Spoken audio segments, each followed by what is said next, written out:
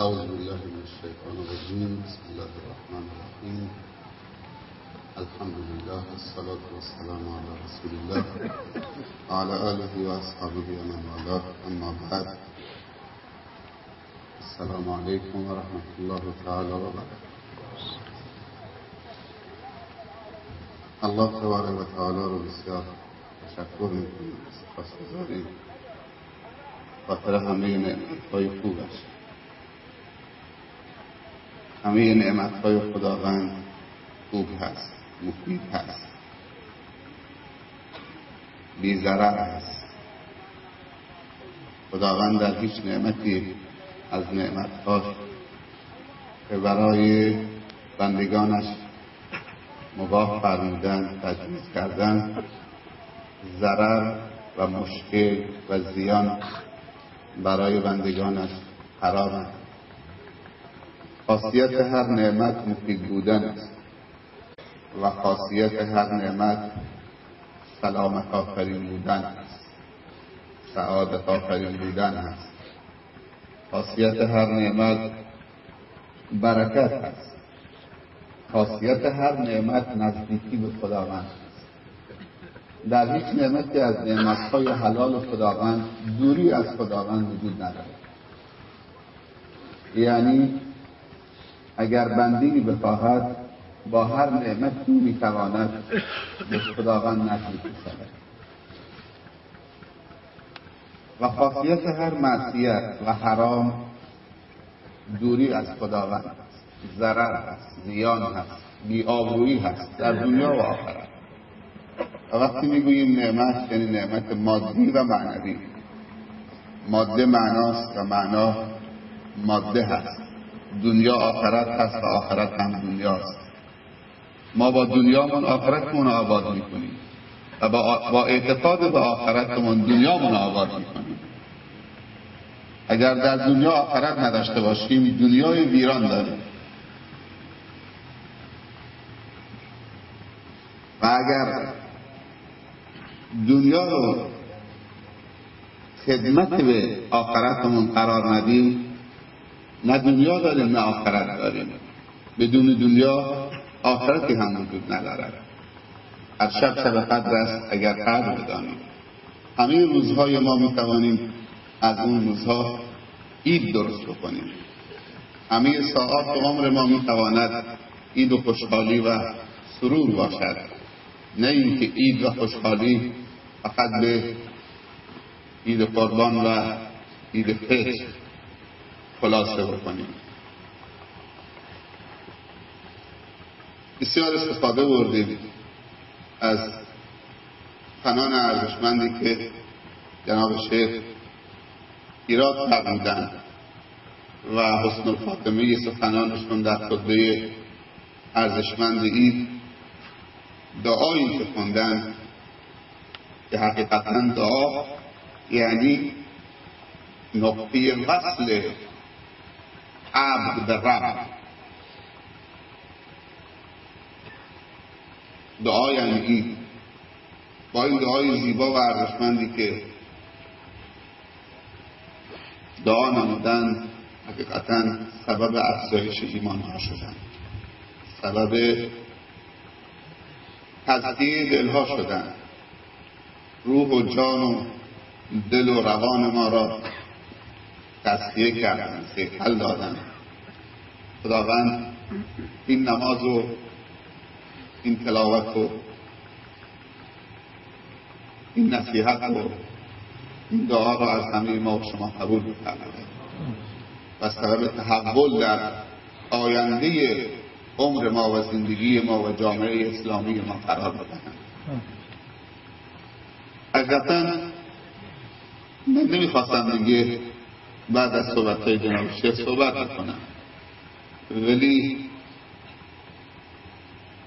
از اونجایی که خیلی وقت این سعادت دیدار شما رو نداشتیم و به خاطر این که از قبل هم هماهنگی شده بوده، شاید دوستانی انتظاری داشتن بعد نیست کلماتی را با هم دیگه درد دل می‌کنیم.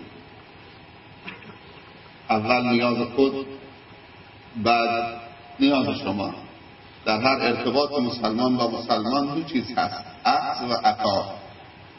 مسلمان باید خاصیت مفید بودن را داشته باشد در هر ارتباطی، یا طالب فایده باشد یا بخشنده فایده باشد. وقتی میگه السلام علیکم و رحمت الله تعالی و برکاته، این فایده رو داره میدی و اون هم باید بگه و علیکم السلام و رحمت الله تعالی و برکاته، این هم فایده داره بده. ما در ماه مبارک ذی‌حجه هستیم. خداوند در این ماه زمینه رشد بندگانش را فراهم کرده. 12 ماه داریم، همه ماه ها آشنا هستند، اما 2 ماه از این 12 ماه از همه ماه ها برای مسلمان آشناتر هستند. یکی ماه مبارک رمضان هست که فریضه روزه در آن هست و خاتمه می شود به نماز عید سعید فطر و همچنین قبلش شب قدر. و یکی ماه مبارک ذی‌حجه که رکن دیگری از ارکان اسلام در اون هست و اون رکن عظیم حج. دوباره این رکن خاتمه پیدا می کند با عید سعید قربان.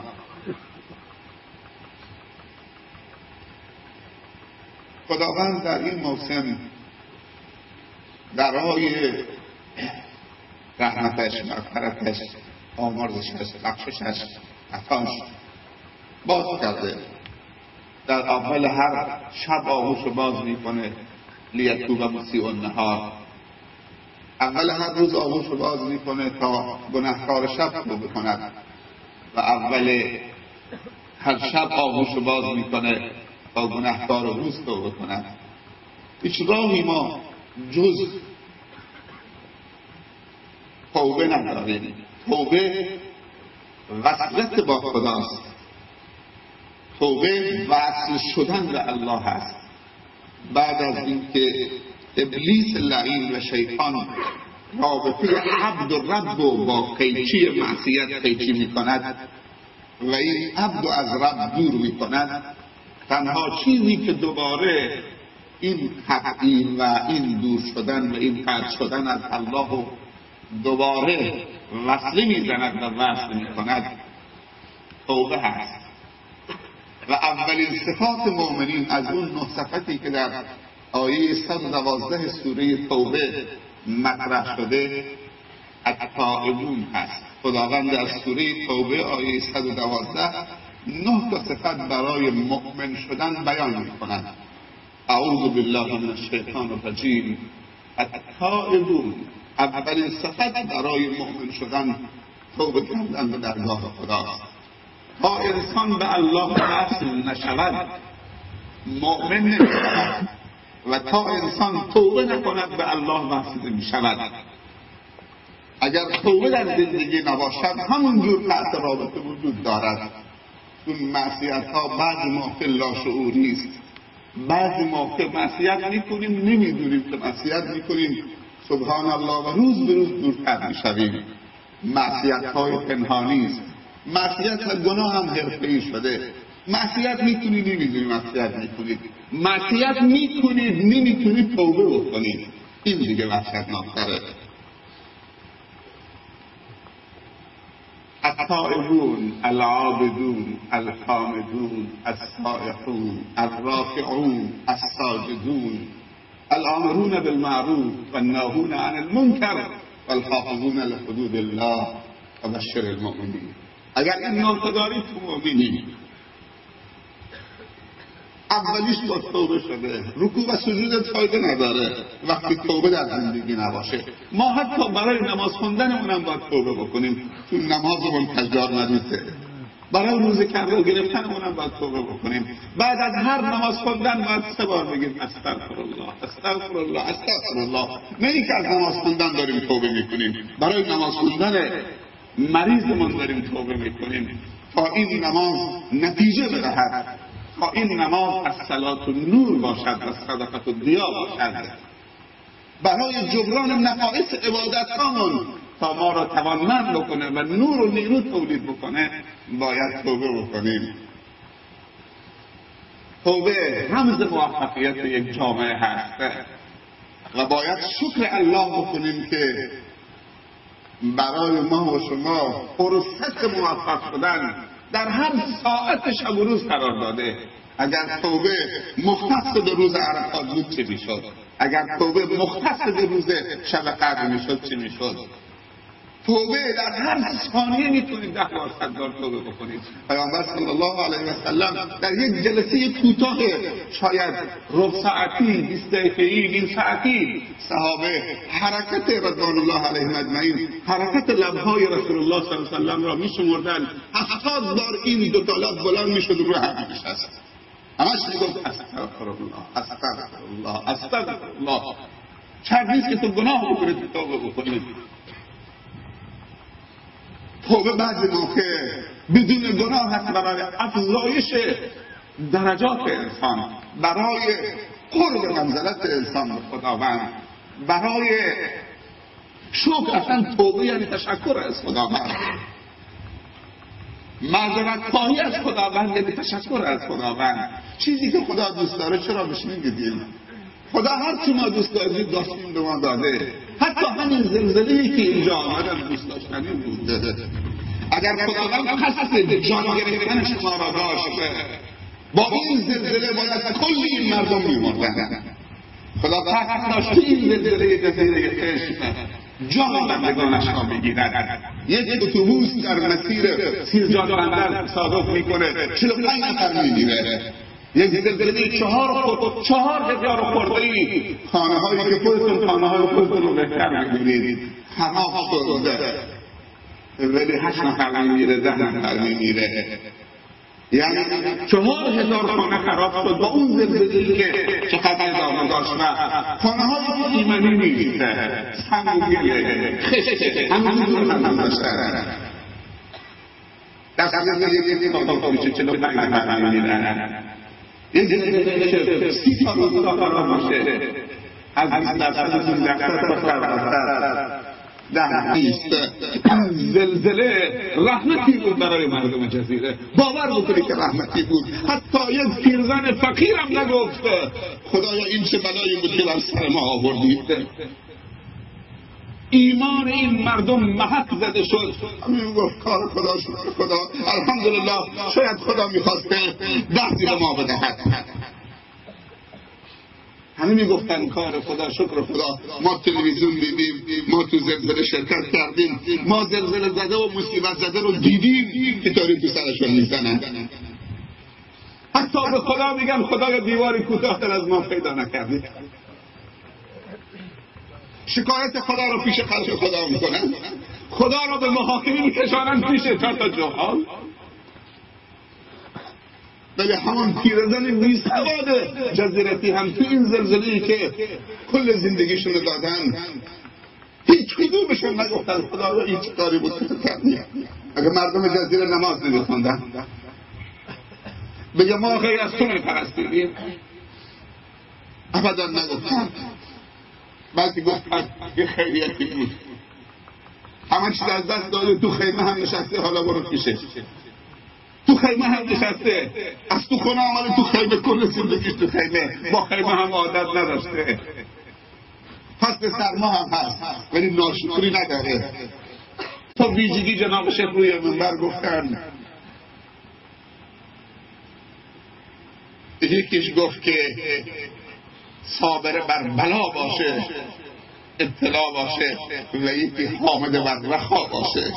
در وقت دارایی حامد باشه، شاکر باشه، و در وقت آزمایش صابر و صبور باشه. انما یوفی الصابرون اجرهم بغیر حساب.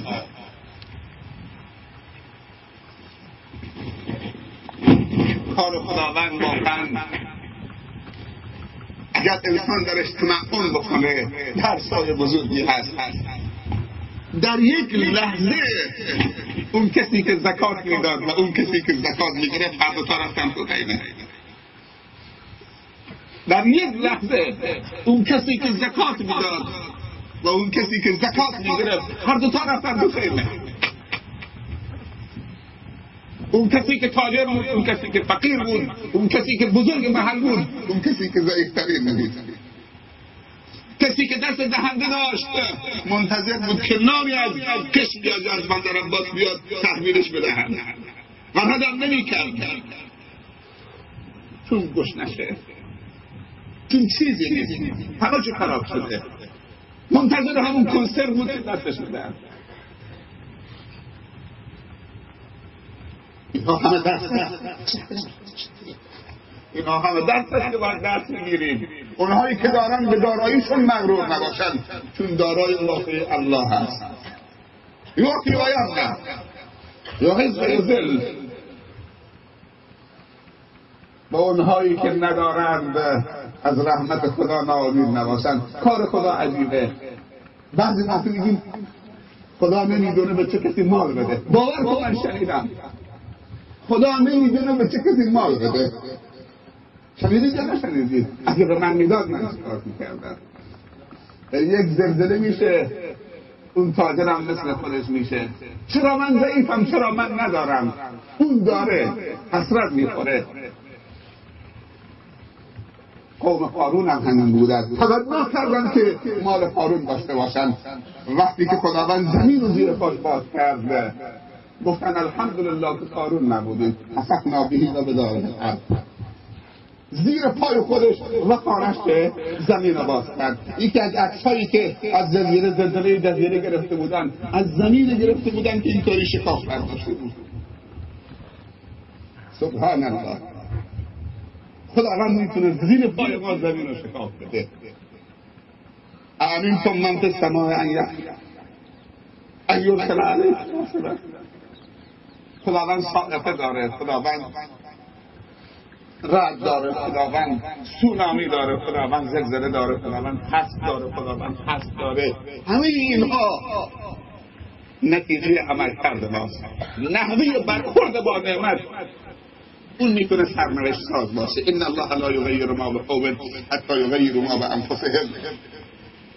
من سالهای سال قرآن رو میخوندم ولی نمیتونستم حذف بکنم اذا البحار فجرت یعنی چی، اذا البحار سجرت یعنی چی. این دعایی نمیتونستم درست حذف بکنم. چطوری دریا به جوش میاد، چطوری دریا منفجر میشود. تا این که همین چند ماه پیش یا یک سال پیش سالگردش گرفتن دیگه، سونامی که در سومترا آمد. سبحان الله. هم اذا البحار فجرت دیدیم، هم اذا البحار سجرت دیدیم. پیشرفت زمان و گذشت زمان و رخدادهایی که در روی زمین پیش میاد آیات قرآن رو تفسیر میکنه. میگفتم دریا منفجر میشود. چطوری میشود؟ خداوند گفته دریا به جوش میاد. فجرت به جوش میاد. چطوری میشود؟ اکثر کوههای آتشفشان، کوههای برکانی، آتشفشان کنار ساحل ها قرار گرفته. در کالیفرنیا، در ژاپن، در جاهای دیگه. کافی است که خداوند این کوه ها رو به جوش بیاره، سرازیر این دریا بشکند و بعد یک زلزله زیر زمین، زیر آب، مثل سونامی سومترا به هم بزنه و بعد این آب جوش شده منفجر بکنه در هوا. سبحان الله. در حالی که اونها در حال عیش و نوش بودن، در حال تفریح بودن، در حال بزن و فجور بودن، معصیت بودن، خداوند زمین و زیر آب جابجا کرد، آب و مکید و مردم رو کنجکاو کرد که برن نگاه بکنن این آب کجا رفت، چی شد. یک دفعه آب دریا کم شد، فروکش کرده. خداوند وقتی میخواد جان تو بگیره طوری کنجکاوت میکنه که تو رو ببره سر صحنه. اذا نزل القضا ضاق القضا. امام شافعی میگه وقتی قضا نازل میشه قضا تنگ میشه. حتی اون کسی که حرفه‌ای هم هست، قهرمان بطل الابطال هم هست، نمیتونه جان سالم در ببره در مقابل قضای ربانی. ما باید با خدا آشتی بکنیم با با الله کنار بیایم، برنامه زندگیمون رو طبق رضای خدا برنامه ریزی بکنیم و از من درآوردی و سلیقه های شخصی و بدعت و خرافات در بیاییم. همه رو برد کنار ساحل، آب و مکید، همه گردن کشیدن. یک دفعه با ارتفاع 30 تا 50 متر همون آب منفجر می شود در هوا و با سرعت 700 کیلومتر در ساعت معادل سرعت هواپیما همون هایی که گردن کشیدن دنبال می کند. صحنه تلویزیون اگر نگاه می‌کردید، حرکت یک بز و حرکت یک پلنگ، ببر، گرگ که چطوری اون رو تغییر میکنه. هرچی اینها میدویدن بازم سرعت آب خیلی بیشتر بود. اونقدر این آب، یعنی یک شتاری که این تاری دنبالشه، یک بز چطوری میتواند از یک پلنگ دونده تر باشه؟ خداوند در مخلوقاتش قدرتی گذاشته که قدرت عظیم انسانی که با فکرش میتونه کل طبیعت و مخلوقات طبیعت رو تسخیر خودش بکنه، در آن واحد اونو مات بکنه و قدرت انسانی که تفکر هست اونو خنثی بکنه. هر مخلوقی غیر از انسان در تمامی حواسشون از انسان قوی تر هستند. حس بویایی سگ و گربه 1 میلیون برابر انسانه، ولی خداوند به انسان عقل داده، با عقلش دنیا رو تسخیر کرده. ولی وقتی که نافرمانی خدا میکنه، خداوند امان از اون میگیرد، قدرت رو از اون میگیرد، سرعت رو از اون میگیرد، قهرمانی رو از اون میگیرد. قهرمانی فقط زمانی است که بطل میشوید، قهرمان میشوید، پیروز میشوید که امر خدا را به جا بیاورید. من نیامده بودم این دیدگاه و این مصلی، واقعا وقتی وارد من فکر کردم یه صحرایی همطوری بالاخره حسیر انداختن، ولی دیوار کشی شده، مجتمعی درست شده، واقعا چیز ارزشمندیه. چقدر زیبا بود که این روستاهای اطراف همه جمع می شدن اینجا در نمازهای عیدشون. چه ابهتی و چه شکوهی در ایدگاه زاهدان در نماز عید 150,000 نفر شرکت میکنه. 150,000 نفر در ایدگاه شرکت میکنن. در ایدگاه ایران شهر چیز حدود 10 هکتار زمینشه پر میشه. سال اولی که این ایدگاه رو افتتاح کردن در ایران شهر، سال دوم پر شد. 10 هکتار 100,000 متر. این روستاها همه جمع میشدن اینجا. چه ابهتی بود، چه اتحادی بود، چه انسجامی بود. بعد از نماز عید همه بلند میشدن تو آغوش هم میرفتن، هم دیگر رو حلال میکردن، علما رو میدیدن، برادر خواهران اون گوشه مینشستن.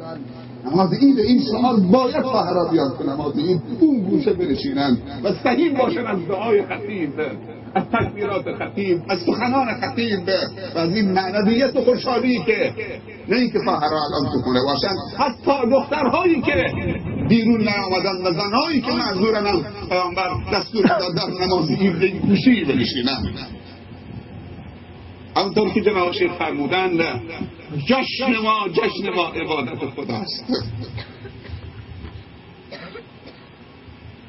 لبیک اللهم لبیک، لبیک لا شریک لک لبیک، ان الحمد و النعمت لک و الملک لا شریک لک.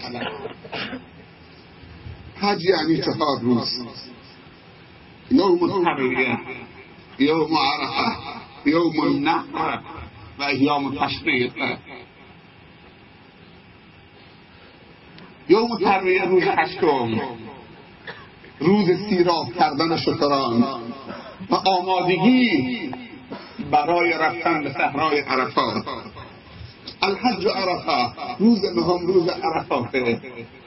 حضور حجاج در دشت محشری شبیه دشت محشر آخرت. در درگاه ما دل را یک دل کن، آنچه غیر از ماست آن را یله کن. یک صبح به اخلاص بیا بر در ما، گر کار تو بر نیامد آنگه گله کن.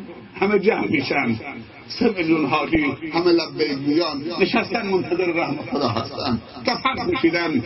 خصوصا غروب روز عرفات همه چشمها به آسمان دوخته میشود، به کسی نگاه به زیر پایش نمی کند. هنگام غروب آفتاب روز عرفات اون لحظه است که همه اینطوری چشم الله سمان دوختن، منتظر اجابت هستن، منتظر پذیرش هستن، منتظر نزول رحمت هستن، منتظر هستن که خدا نظر رحم به اونها کنه.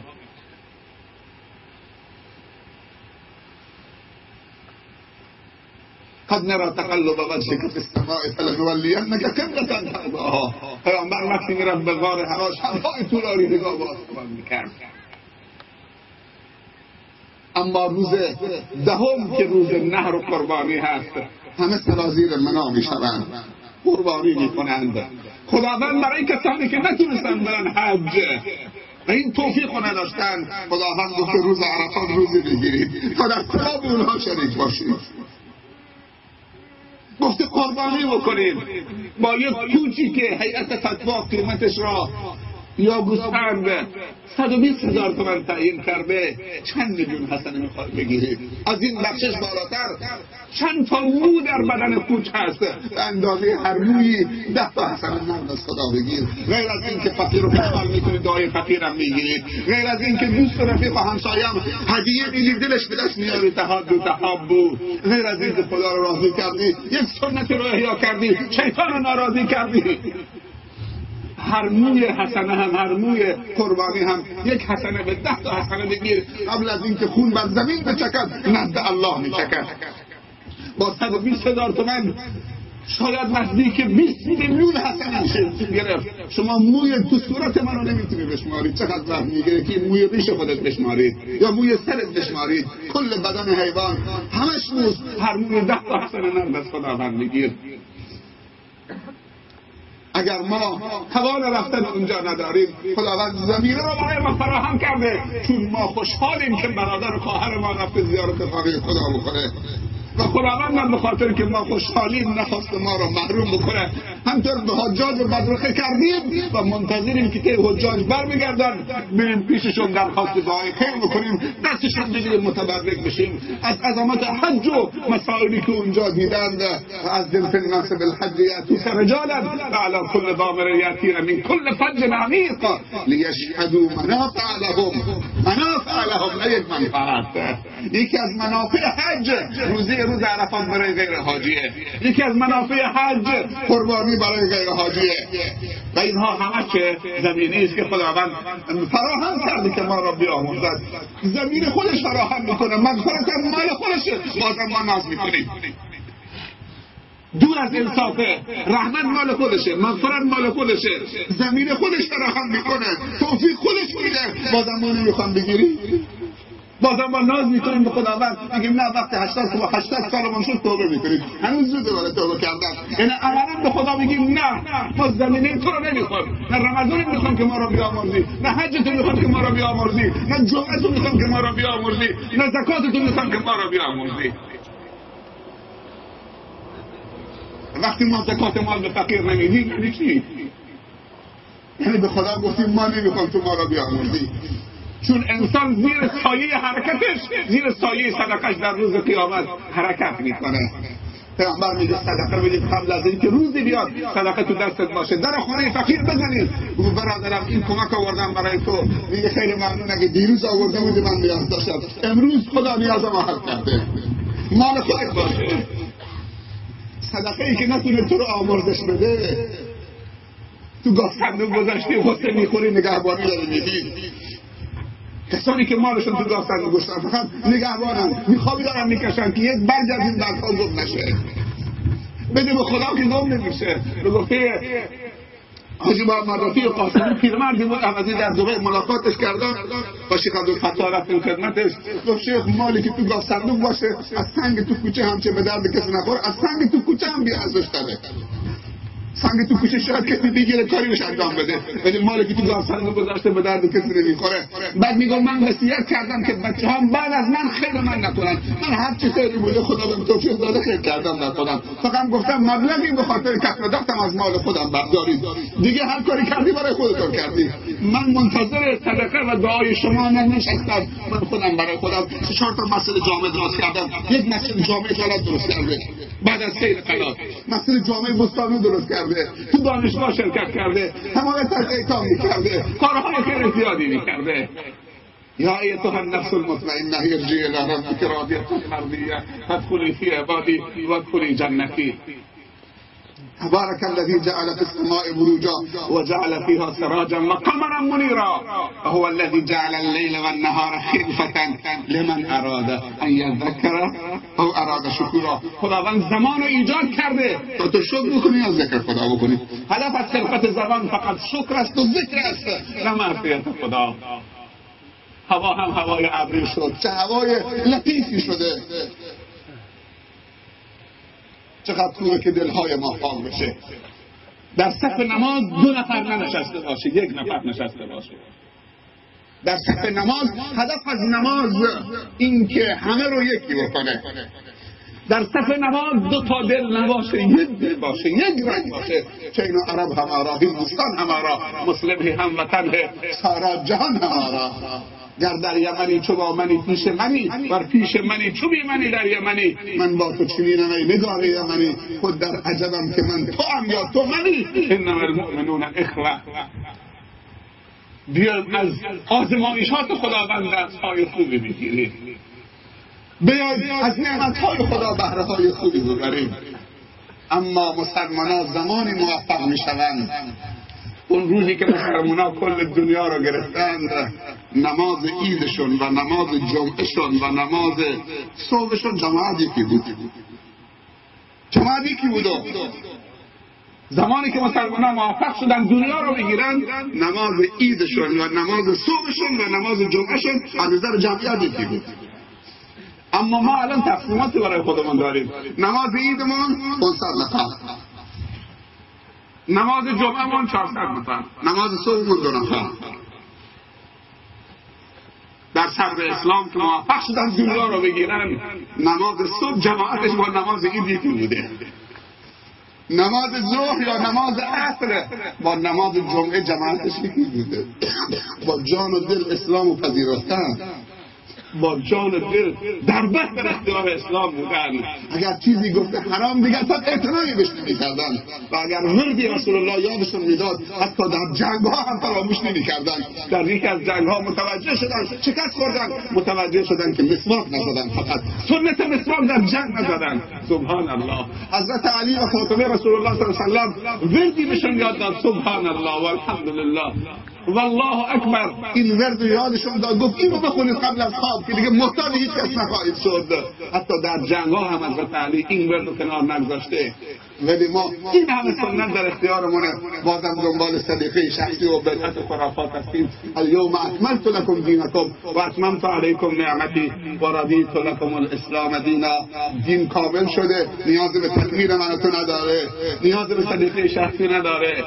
دین نیاز به ترویج داره. باید دین رو رواج بدین، دین رو منتشر بکنید، دین رو تو جامعه و تو خانواده پخش بکنید.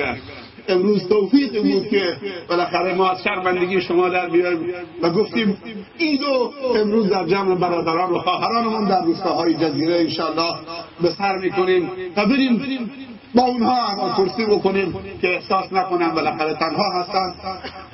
شاید که دوباره آمدیم ولی سعادتی نصیب نشد که همه شما رو ملاقات بکنیم و خداوند از این بابت شاکرم که بالاخره این توفیق در بهترین روزها نصیب کرد که بیاد از برادران و خواهران مؤمنمان طلب مغفرت بکنیم، درخواست دعا بکنیم که برای ما درخواست دعا بکنن از جانب خداوند و مغفرت که بالاخره خداوند از تقصیرات ما بگذره و لبخندی بزنیم و احوال پرسی بکنیم و دستی رو بفشاریم و دل رو شاد بکنیم و از برکات شما هم بی نصیب نباشیم، از دعای خیر شما هم بی نصیب نباشیم و خداوند همه ما و شما را در همه کارها خاتمه خیر بگرداند و خداوند خاتمه ما و شما فرزندان ما و شما را همیشه به خیر خاتمه بفرمایند. اللهم اجعل جمعنا هذا جمعا مرحوما واجعل تفرقنا من بعدها تفرقا معصوما.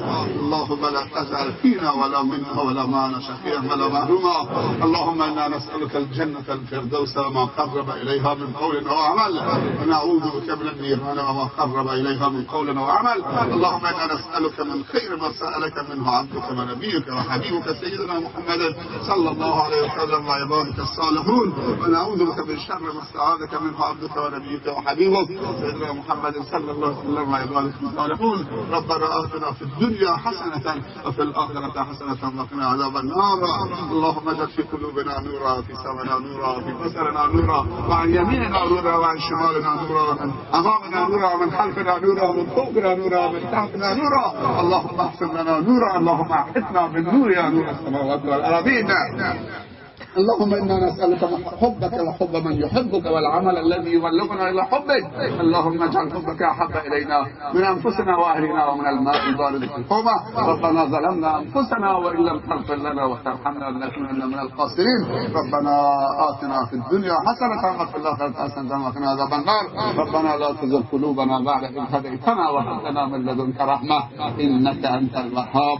سبحان ربك رب العزة عما يصفون وسلام على المرسلين والحمد لله رب العالمين. جزاكم الله خير. موفق و مؤید و صادق.